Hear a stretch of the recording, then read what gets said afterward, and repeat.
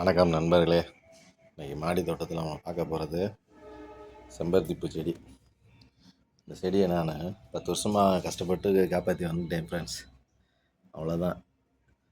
இதில் அந்த அஸ்வினி பூச்சியோட போராடியே வெறுத்து போச்சு. இதோட செம்பருத்தி பூச்செடி வளர்க்குற ஆசையே விட்டு போச்சு. பாருங்கள், இந்த செடி தானே இல்லை, இது வாங்கி ஒரு வருஷத்துக்குள்ளே தான் இருக்கும். இல்லை வரேன், இதுக்கு மருந்து அடித்து வந்து போயாச்சு. சரி, இதோட மாடி தோட்டத்தில் செம்பருத்தி செடி வளர்க்க வேண்டாம்னு முடிவெடுத்துட்டேன் ஃப்ரெண்ட்ஸ். அதனால் இதை முடிச்சு விட போகிறோம்.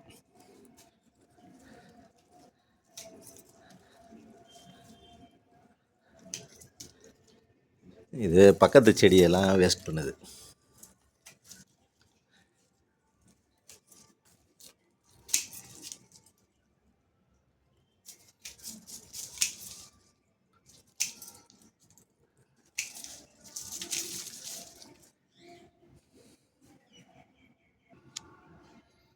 அவ்வளோதான் நண்பர்களே, நெருக்கி எடுத்தாச்சு. இனி மண்ணை கொட்டி வேரோட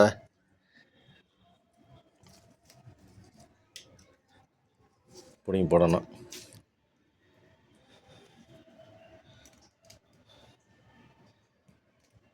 வெறும் எறும்பு, கடி எறும்பு.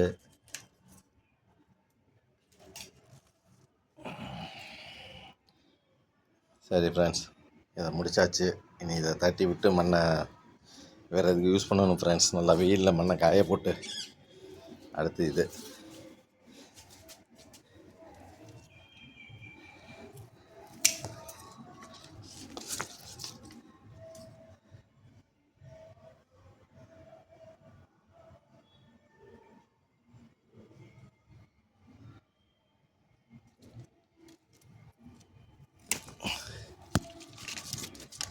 இந்த கட்டர் இருக்கிறது தான் ஃப்ரெண்ட்ஸ் இப்போ நம்மளுக்கு நல்லதாக இருக்குது. முந்தியெல்லாம் கத்தி வச்சு அடிக்கிறதுக்குள்ளே வெட்டுறதுக்குள்ளே உயிரே போயிடும்.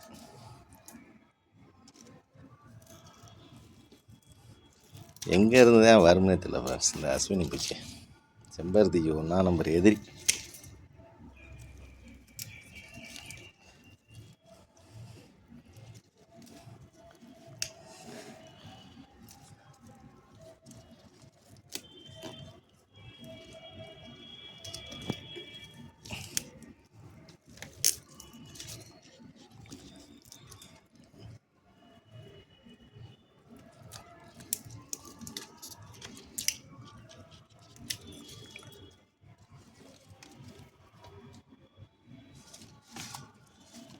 அவ்வளோதான் ஃப்ரெண்ட்ஸ், வெட்டியாச்சு.